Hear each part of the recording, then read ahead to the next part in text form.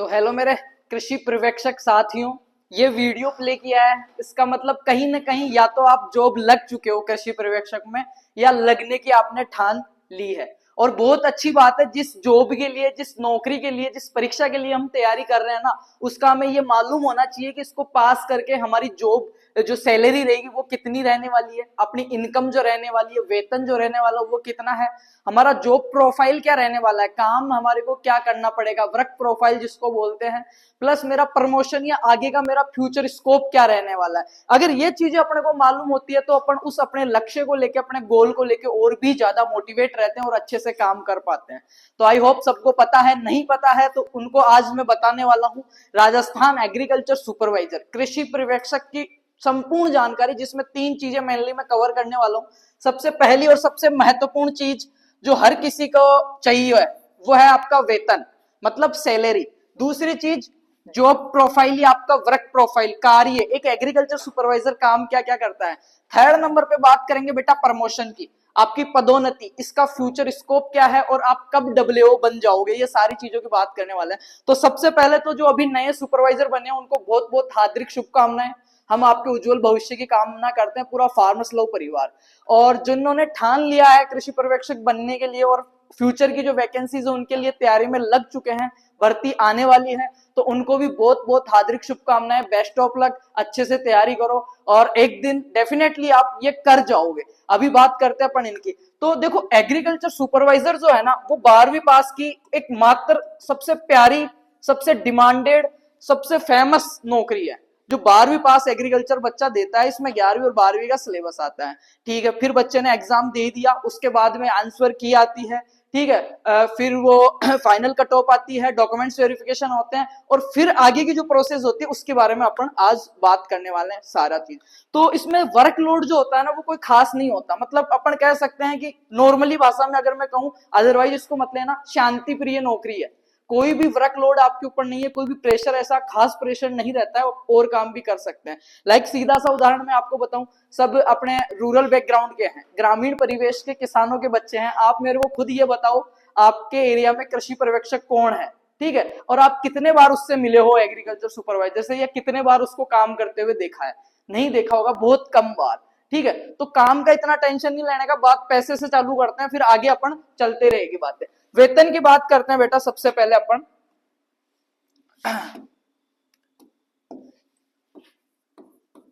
तो देखो, इसमें जो वेतन होता है, जो पे ग्रेड होता है आपका, वो रहता है लेवल 5, ठीक है।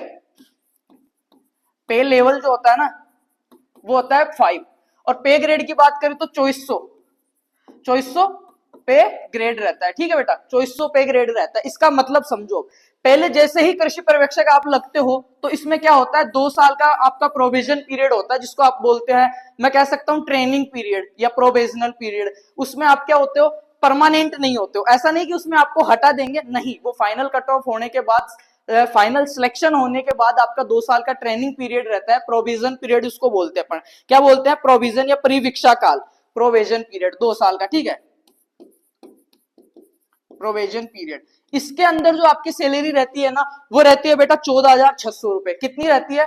14,600 रुपए, ठीक है। ये 2 साल तक, मतलब 24 महीने तक। अब इनमें क्या क्या कटौती होती है, कितना क्या करता है, बाद में फाइनल सैलरी कितनी मिलती है, सारी अपन बात करेंगे। छुट्टियां कितनी मिलती है, काम क्या करते हैं, वो सारा, ठीक है। अब इसमें जो कटौती होती है वो 2 होती है। एक तो होती है आरजीएचएस की, ठीक है, RGHS, Rajasthan government health scheme जो होती है आपकी। इसमें क्या होता है, आपका फैमिली जो, जैसे जो कैंडिडेट है उसकी फैमिली मेंबर, उसके मदर, फादर, फैमिली और वाइफ, ठीक है, फैमिली में वाइफ आ गई और उसके बच्चे इन फ्यूचर, उनके लिए कोई भी हेल्थ सर्विस है उसके लिए ये कटौती की जाती है। तो ये जो आपके कटती है मंथली, वो 440 रुपए कटती है बेटा।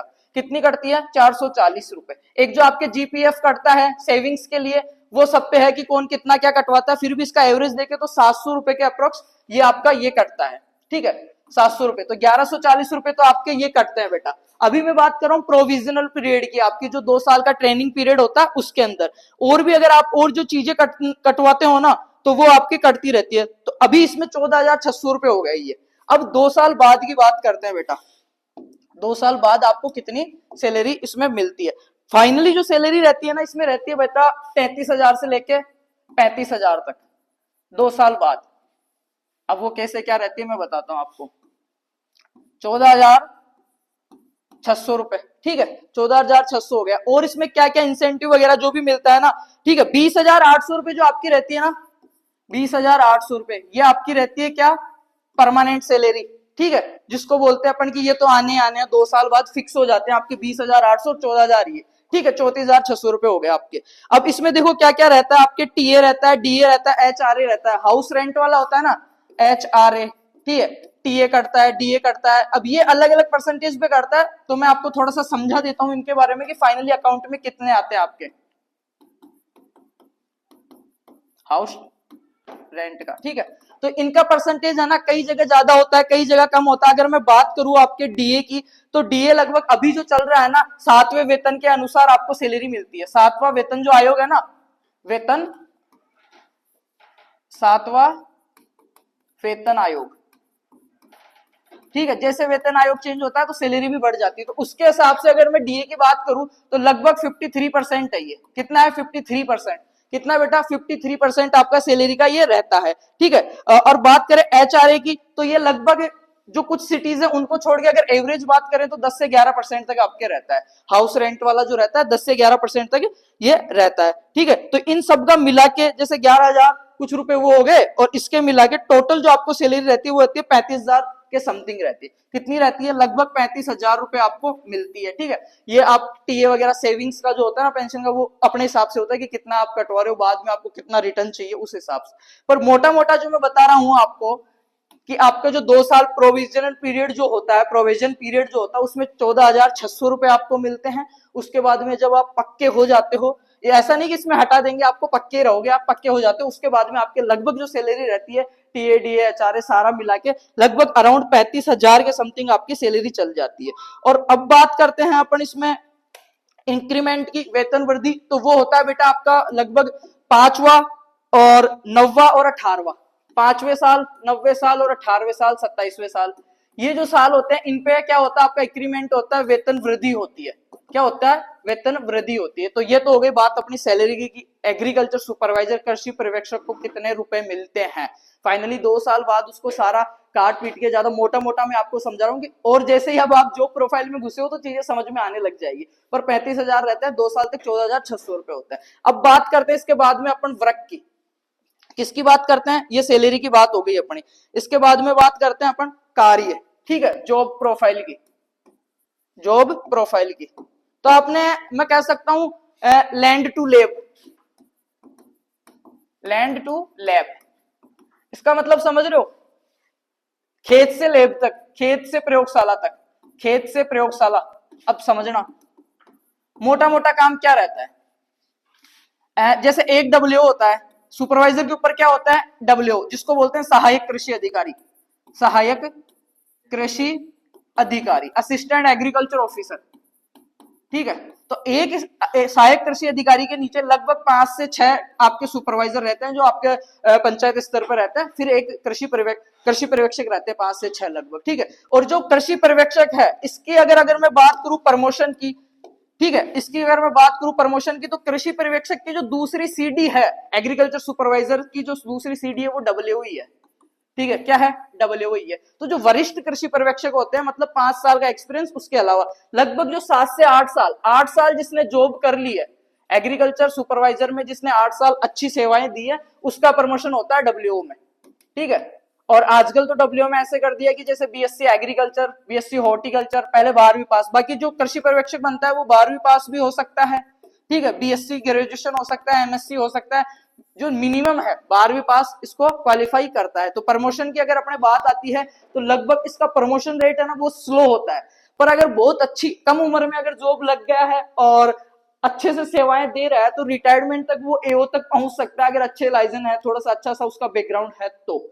बाकी अगर वो बीएससी वगैरह है तो कृषि पर्यवेक्षक लगने के बाद भी आगे की जो तैयारियां वगैरह है फ्यूचर की, डब्ल्यू वगैरह की, तो वो करते रहते हैं लगभग, तो वो लग भी जाते हैं। ऐसा एक बार फील्ड में आने के बाद बच्चा खुद भी जब परमानेंट हो जाता है ना, थोड़ा मोटिवेटिव हो जाता है कि यार मैंने ये पेपर निकाल लिया, मैं आगे भी पेपर निकाल लूंगा। तो प्रमोशन की तो ये बात हो गई बेटा। कृषि पर्यवेक्षक के जस्ट ऊपर आपको डब्ल्यू ही मिलेगा, ठीक है। और उसके लिए 5 साल का तो आपको जो वरिष्ठ कृषि पर्यवेक्षक जिसको बोलते हैं, प्लस 2-3 साल का एक्सपीरियंस ऐसे करके लगभग 8 से 9 साल आपके मान के चलो कि प्रोविजन को हटा के 8 से 9 साल जिसने ड्यूटी की है कृषि पर्यवेक्षक की, बहुत अच्छा है उसका पीछे का प्रोफाइल है, उसको डब्ल्यूओ तक का सफर मिल जाता है।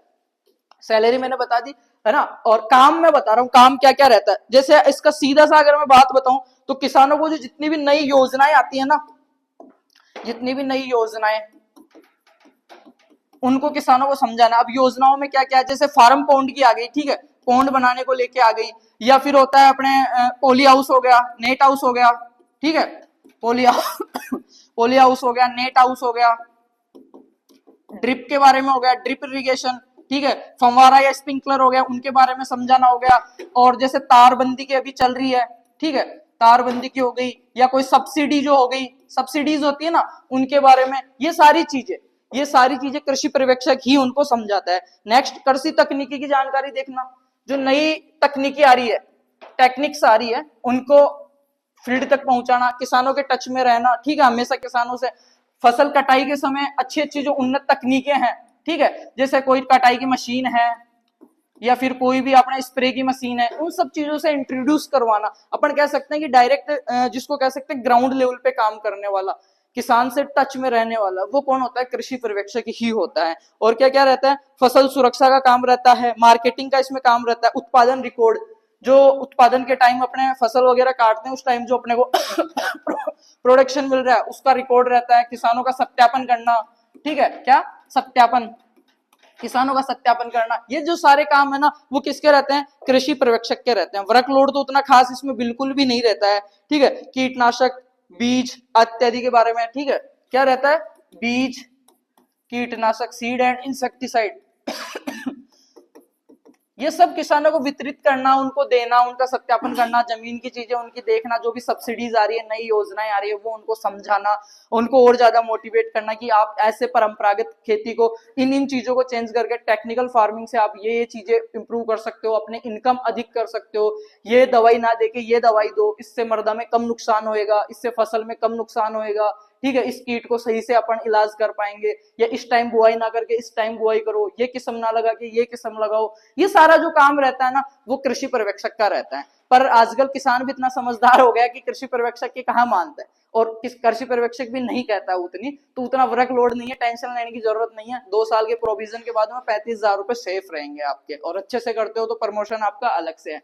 तो ये तो बात हो गई बेटा अपनी वर्क प्रोफाइल की, कि ये सारे काम रहते हैं किसान के कृषि पर्यवेक्षक के। इसके बाद में मैंने एक्सटेंशन का नाम सुना ना आपने, कोई भी तकनीकी आ रही है, एक्सटेंशन, एक्स का मतलब होता है एक्सटेंशन बोर्ड, सुना है क्या, प्रसार शिक्षा, केवीकेस वगैरह से, या कोई भी ऐसा नई नीति पॉलिसी कोई भी आ रही है, उसको आपको फार्मर्स तक आपको क्या करना है, लैंड लेवल पे खेत लेवल पे, जमीन स्तर पर उस चीज को समझाना होता है, उनको मोटिवेट करना होता है, उनको और उनकी जो भी दिक्कतें हैं, जो भी अपडेट है, वो आगे तक पहुंचानी होती है। ये अपन कह सकते हैं कि ये किसान और डब्ल्यूओ के बीच की योजक कड़ी है। क्या है, कड़ी है बीच की, कौन, कृषि पर्यवेक्षक। सैलरी की बात हो गई बेटा, वर्क प्रोफाइल की बात हो गई। अब अपन बात करते हैं इसके अंदर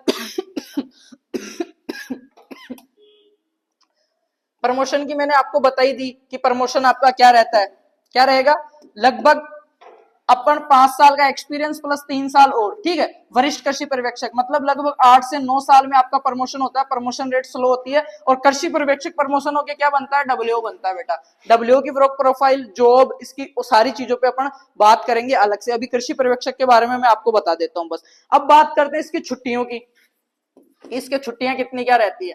तो छुट्टियां जो आपके जो मिलती है ना बेटा, सीएल और पीएल, वो तो रहती है 15-15 के लगभग समथिंग, ठीक है, तो 1 महीना तो यही हो गया, ऐसे समझो 15-15 ये भी है तो। और जितनी भी आपकी सरकारी छुट्टियां होती है, जो गवर्नमेंट जयंतियां वगैरह होती है, जो सरकारी छुट्टियां होती है, वो सारी इनके एक्सेप्टेबल होती है। तो हमने मोटी मोटी 4-5 चीजें मैंने समझाई है कृषि पर्यवेक्षक को लेके, कि 12वीं पास की नौकरी है, बहुत डिमांडेड नौकरी है, RAS, राजस्थान एग्रीकल्चर सुपरवाइजर, ठीक है, और अच्छा रुतबा है, अच्छी इज्जत है, और ज्यादा हार्ड चीजें नहीं है, ना तो जॉब प्रोफाइल में हार्ड है, ना जॉब लगने में हार्ड है, ना कोई इंटरव्यू, सिर्फ पेपर पास करो, 2 साल का प्रोविजन, उसके बाद में आप परमानेंट हो जाओगे। और परमानेंट में 35,000 रुपए आपका कट पीट के, मैं सारा एवरेज आपको बता रहा हूँ राउंड फिगर में, कि आपका 33 से 35,000 रुपए सैलरी रहती है। 8 से 9 साल आपको जॉब करने के बाद प्रमोशन की संभावनाएं रहती है, अगर अच्छी प्रोफाइल है तो। छुट्टियां मैंने आपको बता दी है। काम आपका क्या रहता है, फील्ड में घूमना है, चाय पीनी है और किसानों के टच में रहना है। तो उम्मीद करता हूँ कृषि पर्यवेक्षक के बारे में जो इन्फॉर्मेशन मैंने आपको दी है वो आपके लिए नॉलेजेबल रही होगी और मजा आपको आया होगा। तो जो भी लग गए हैं उनको बहुत बहुत बधाई है, और जो लगने वाले हैं, ठान चुके हैं, तैयारी कर रहे हैं, भाई अच्छे से खींच के तैयारी करो, मन लगा के तैयारी करो, और मुझे पूरा भरोसा है आप कर लोगे, अच्छी वैकेंसीज आएगी। तो सभी को best of luck. Thank you so much.